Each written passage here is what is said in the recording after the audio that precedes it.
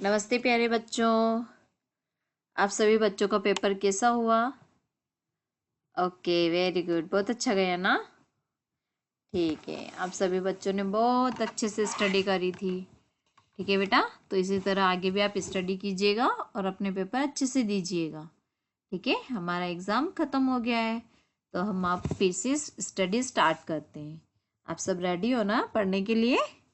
ठीक है, okay, very good. तो चलिए आज हम फिर से अपनी पाठ्य पुस्तक 4 का कौन सा वाला चैप्टर कंप्लीट करेंगे? बुद्धि की जीत, जो कि हम पहले कंप्लीट कर चुके थे ना, बट हमारे कुछ क्वेश्चन आंसर्स बाकी रह गए थे, है ना।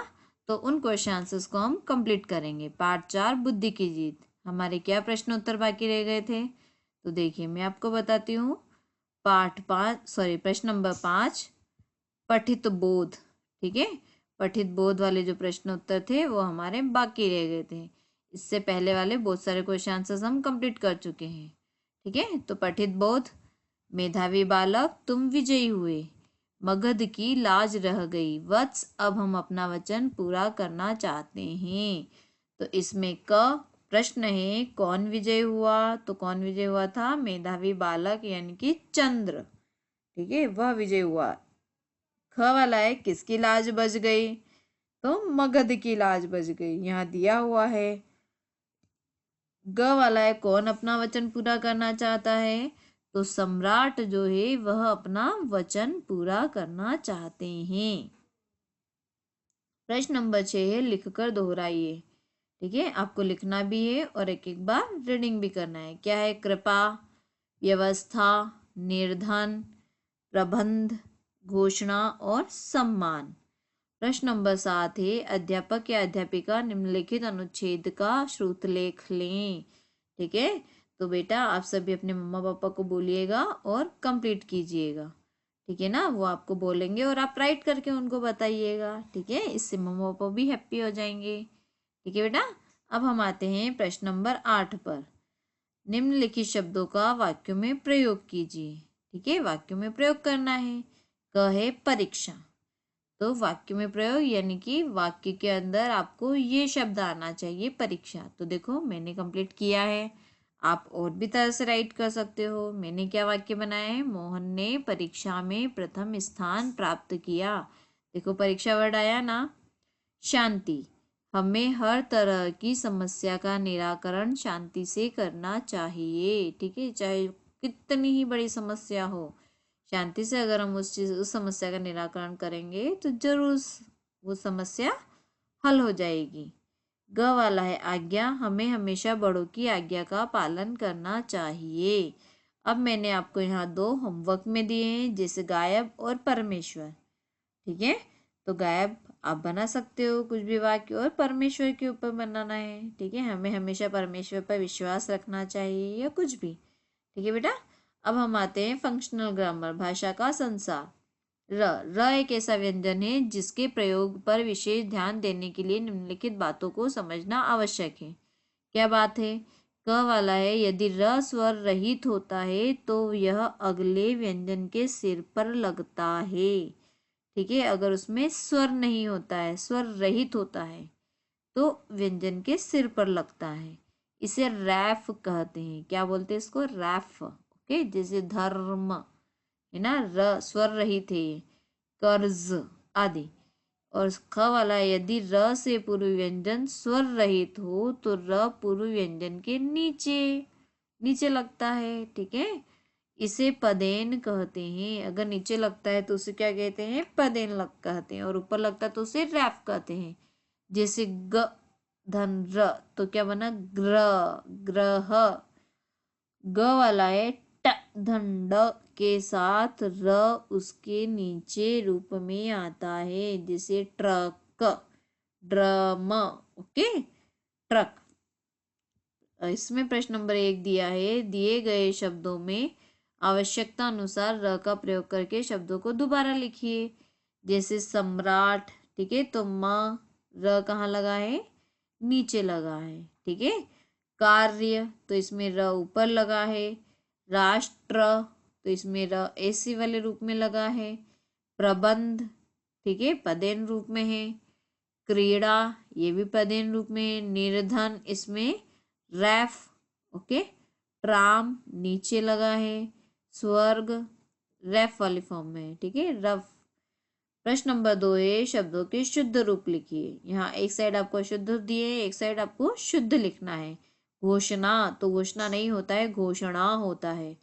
कुशल कुशल, ओके, शुद्ध क्या है, कुशल। अनुमति इसमें त में छोटी की मात्रा लगती है, ओके, शुद्ध शब्द में। सहर्ष तो देखो हर्ष श के ऊपर र लगता है। अध्याय कृपा, कृपा नहीं होता है, कृपा होता है। परिवार र में छोटी की मात्रा लगती है शुद्ध शब्द में। पराक्रम नहीं होता है, पराक्रम, ओके। परीक्षा इसमें र में बड़ी की मात्रा लगती है।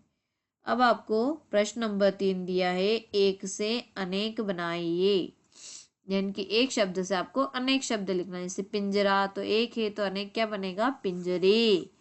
ताला ताले, समस्या समस्याएं, शिक्षक शिक्षकों, चुनौती चुनौतियां, तलवार तलवारें, आंख आंखें, पक्षी पक्षियों, ओके। अब आपको दिया है पार्ट 5, हमारा पार्ट 4 पूरा हो जाता है बेटा। अब हम पार्ट 5 रीडिंग करेंगे, ठीक है, एक्सप्लेनेशन देंगे, अपन कंप्लीट करेंगे और आप अच्छे से समझना, ठीक है। हम पढ़ रहे हैं पार्ट 5, दिए का अभिमान। दिया मतलब होता है दीपक, अभिमान मतलब होता है घमंड करना, ठीक है। तो देखो, पठन से पूर्व चित्रों को ध्यानपूर्वक देखकर बताइए कि हमें क्या क्या चीज प्रदान करते हैं। तो देखो, आपको पता है सूरज से हमें क्या मिलता है, गर्मी भी मिलती है और रोशनी भी मिलती है, ठीक है। दीपक, दीपक से हमें रोशनी मिलती है। जो पेड़ होता है उससे हमें फल फूल छाया प्राणवायु ऑक्सीजन बहुत कुछ मिलता है हमें पेड़ से, तो ठीक है। पानी यानी कि ये जो नदी होती है इससे हमें पानी मिलता है। अब यहाँ पर हम ये कविता पढ़ रहे हैं, ठीक है बेटा, तो आप अच्छे से सुनिएगा और समझिएगा। जलते जलते दिए को यह हो आया अभिमान, लगा सोचने सूर्य चंद्र से भी में अधिक महान, ठीक है। यानी कि एक दीपक है जो जल रहा है और जलते जलते उसमें अभिमान आ गया है, घमंड आ गया है, और वह क्या सोचने लगा कि वह सोचने लगा कि मैं सूरज और चंद्रमा से भी बहुत महान हूँ, बहुत शक्तिशाली हूँ मैं, ठीक है। वह ऐसा सोचने लगा। सूरज तो करता है आकर दिन में सिर्फ प्रकाश, किंतु रात के अंधकार का मैं ही करता नाश। वह बोलता है कि जो सूरज है वह क्या करता है, सिर्फ दिन के समय में आकर रोशनी करता है ना, सिर्फ उसी समय में, कब, दिन के समय में आकर रोशनी करता है। परंतु मैं जो हूँ, रात का जो अंधेरा होता है उसका नाश यानी कि उसको नष्ट कौन करता है, दीपक ही करता है। वो ऐसा सोचता है, ठीक है, कि सूरज तो सिर्फ दिन में ही प्रकाश करता है, पर रात में जो अंधेरा हो जाता है उसको नष्ट मैं ही खुद करता हूँ। शशि भी मिटा नहीं पाता है अंदर का अंधियारा, मैं ही घर के कोने कोने में करता उजियारा। शशि मतलब होता है चंद्रमा, यानी कि जो चंद्रमा होता है वो घर के अंदर का जो अंधेरा होता है उसको नहीं मिटा सकता है। आपको पता है चंद्रमा होता है तो वो बाहर होता है ना, घर के अंदर नहीं होता है। तो घर के अंदर जो अंधेरा होता है उसको चंद्रमा भी नहीं मिटा सकता है, और सिर्फ मैं हुई हूँ जो घर के कोने कोने में उजियारा करता हूँ, ठीक है, उजाला करता हूँ। इस घमंड में सिर ऊंचा कर, लगा व्योम में दृष्टि, अहंकार की आंखों से वह देख रहा था सृष्टि।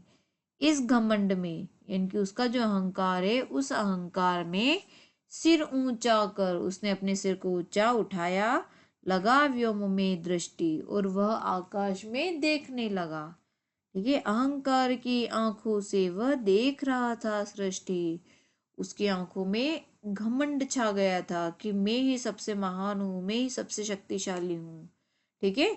तो उसकी आंखों में ऐसा घमंड आ गया था कि उस घमंड भरी आंखों से वह पूरी दुनिया को देख रहा था। सृष्टि मतलब होता है पूरी दुनिया, संसार, जग, ठीक है।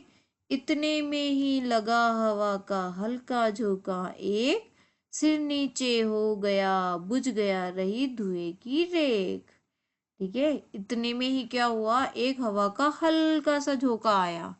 ठीक है, और क्या, सिर नीचे हो गया, उसका सिर जो ऊंचा था अहंकार से वो नीचे हो गया, बुझ गया रही धुएं की रेख, और सिर्फ क्या रह गई, एक धुएं की लाइन रह गई और वो दीपक बुझ गया।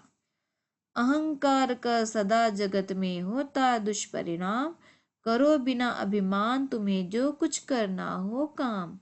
इस तरह से जो अगर कोई घमंड करता है तो उसका हमेशा जगत में, इस संसार में बुरा परिणाम होता है। दुष्परिणाम मतलब बुरा परिणाम होता है। करो बिना अभिमान तुम्हें जो कुछ करना हो काम। अगर तुम्हें कुछ भी काम करना हो तो वो तुम बिना घमंड के, बिना अभिमान के करो। ठीक है, यह कविता लिखी है रामधारी सिंह दिनकर ने। ठीक है, कवि का नाम क्या है, रामधारी सिंह दिनकर।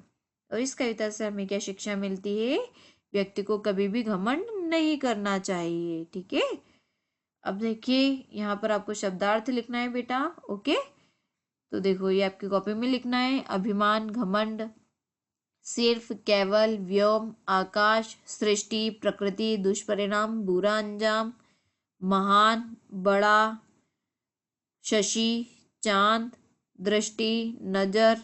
ओके, और जगत, संसार। बोलकर बताइए। मौखिक शब्द है, मौखिक प्रश्न है यहाँ पर। दिए को किस बात का अभिमान था, तो आपको पता है दिए को किस बात का अभिमान था, वह सोचता था कि मैं सूर्य और चंद्रमा से भी अधिक महान हूँ। ठीक है, तो सूर्य और चंद्रमा से भी अधिक महान होने का उसको अभिमान था। दिया किन आंखों से संसार को देख रहा था, तो किन आंखों से, अहंकार की आंखों से। ठीक है, घमंड की आंखों से देख रहा था। दिए का घमंड कैसे दूर हुआ, हवा के एक हल्के झोंके से जो दिया था वो बुझ गया, तो इस तरह से दिए का घमंड दूर हुआ।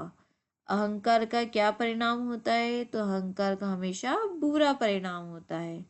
ठीक है बच्चों, तो आप सभी ये कविता की 4 लाइनें याद कीजिएगा।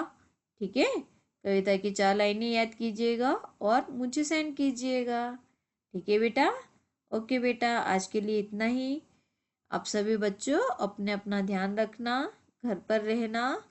ओके बेटा, और खूब मस्ती करना और साथ में पढ़ाई भी करना। ओके बच्चों, बाय बच्चों।